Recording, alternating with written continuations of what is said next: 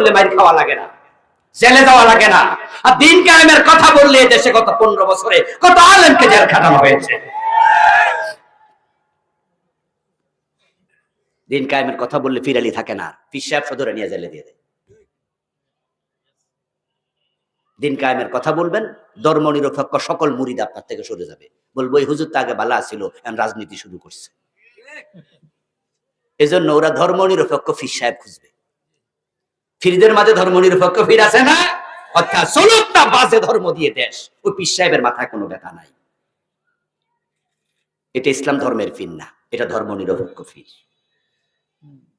সত্যিকার অর্থে মুসলিম পীর যদি হতো তাহলে আল্লাহ ছাড়া কারো আইনে দেশ চলবে, এটা ওই পীর সাহেব সহ্য করতে পারত না। উনার মুরিদ 100 হোক, 500 হোক, 1000 হোক, মুরিদদেরকে শিখাতো যে আল্লাহ ছাড়া কারো আইন চলতে পারে না। আল্লাহর আইনের বাহিরে যারা 53টা বছর মানুষকে ডাকছে না, দলের দিকে ডাকে না, আমাদের দলে আসেন, আমাদের দলে আসেন, আমাদের দলে যোগ দেন। এই যে কয়দিন আগে বিপ্লব হলো, পরিবর্তন হলো, পরিবর্তনের পরে ওই দল থেকে এই দলে চলে আসছে এমন লোক আছে না নাই? শুধু বড় বড় নেতারা এখনো পারে নাই, চান্সটা পায় নাই। চান্স পাইলে চলে যাবো, কিন্তু লাইনে আছে, শুধু চান্সটা দিলে হয়, শুধু নামটা পাল্টায় দেবে, চলে আসবে, কারণ সুবিধা। ওখানে থাকা অবস্থায় 15 বছর সাদাবাজি করেছে, লুটতরাজ করেছে, এখন নামটা চেঞ্জ করলে এখানে চলে তো দলে আসলেও এখানেও সাদাবাজি সুযোগ আছে না নাই? কিন্তু ইসলামের দিকে ডাকলো আইব না, কারণ ওখানে গেলে আবার দাড়ি রাখা লাগবো, নামাজ পড়া লাগবো, কোরআন পড়া লাগবো, আর সাদাবাজিও সুযোগ নাই। এত ঝামেলা করে কেডা? ও দোস্ত আমার, প্রিয় নবী সাল্লাল্লাহু আলাইহি ওয়াসাল্লামকে আল্লাহ তাআলা দুনিয়ায় কেন পাঠালেন, লক্ষ্য কি? হুয়াল্লাযী আরসালা রাসূলাহু বিল হুদা, তিনি মহান সত্তা আল্লাহ, যিনি তার রাসূলকে কোরআন দিয়ে পাঠালেন, হুদা মানে কোরআন। কোরআনের নাম কি?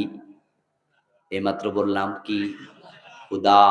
হাদা হুদা, হুদাল লিন্নাস, হুদাল লিল মুত্তাকিন, ফামান তাবিআ হুদায়া ফালা খাউফুন আলাইহিম ওয়ালা হুম ইয়াহজানুন, ফামান ইত্তাবা হুদায়া ফালা ইয়াদিল্লু ওয়ালা ইয়াশকা।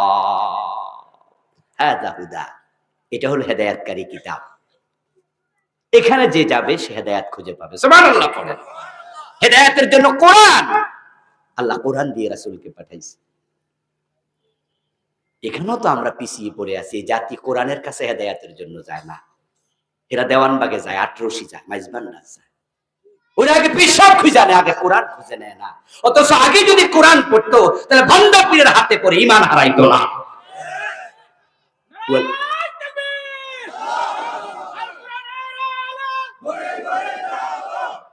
হুয়াল হক হুয়াল ফারিকু বাইনাল হক ওয়াল বাতিল, ইন তাত্তাকুল্লাহ ইয়াজআল লাকুম ফুরকানা।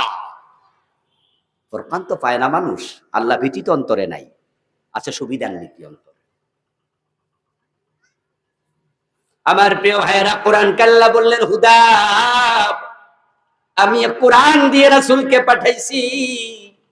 কেন পাঠাইছি? চুমুখে তাকে রাখার জন্য নয়, সকাল বিকাল তেলাওয়াত করে ভালো করে কষে মাঝে রেখা দেবেন আর আল্লাহ বেহেশত দিয়ে দেবে, এত সোজা নয়।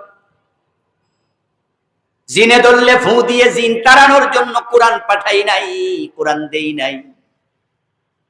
এটা লিখে লিখে তাবিজ বানাইয়া গলায় ঝুলাইয়া দেবেন, এজন্য কোরআন আল্লাহ পাঠান নাই। বাপ মরে গেলে হুজুর ডাইকা খতম করাবে আর মনে করে আমিও তো কোরআন মানি, কোরআন ভালোবাসি, এই যে হুজুরদেরকে ডাইকা খতম করাইছি, মনে করে সেও কোরআন ওয়ালা।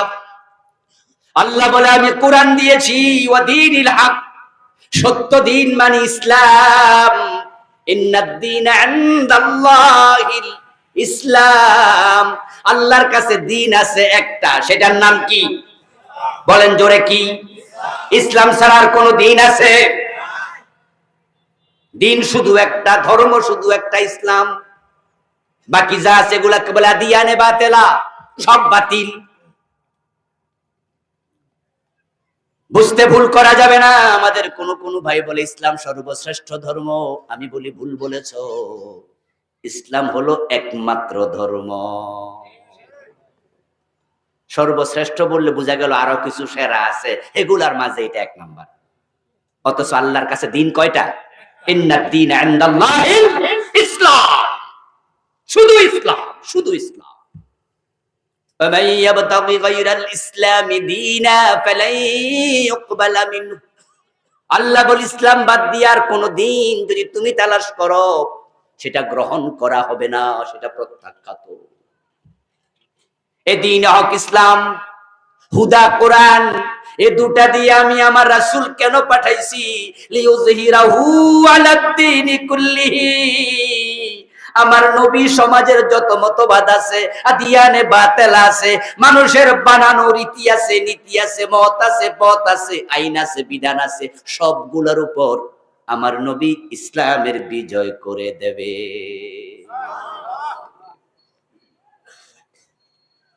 আমি আমার নবীকে কোরআন দিয়ে পাঠিয়েছি, কোরআনের বিজয় করে দেবে, ইসলামের বিজয় করে দেবে।